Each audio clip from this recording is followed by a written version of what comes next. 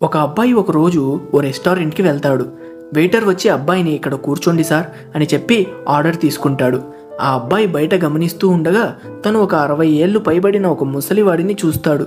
ఆ ముసలి వ్యక్తి దీనంగా కూర్చొని వచ్చి వెళ్ళే వాళ్ళని చూస్తూ ఉంటాడు. ఎవరైనా ఏమైనా తినడానికి ఇస్తారేమో అని.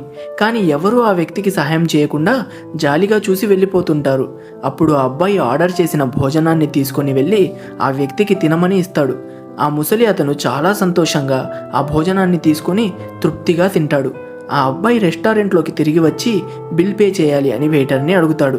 ఇదంతా గమనించిన రెస్టారెంట్ మేనేజర్ బిల్కి బదులుగా ఒక స్లిప్లో ఇలా రాసి పంపిస్తాడు: మనుషులకు ఉండే దయాగుణం వెలకట్టలేనిది అని. ఈ కథలో నీతి ఏంటి అంటే, మనం అవసరంలో ఉండే వాళ్ళని చూసి జాలి పడడం కంటే కూడా మనకి ఉన్న దాంట్లో సహాయపడితే వాళ్ళకి ఉపయోగం ఉంటుంది. ఇలాంటి సెల్ఫ్ హెల్ప్ కథలు రోజు చూడాలంటే వెంటనే LCS ఛానల్ని ఫాలో అవ్వండి.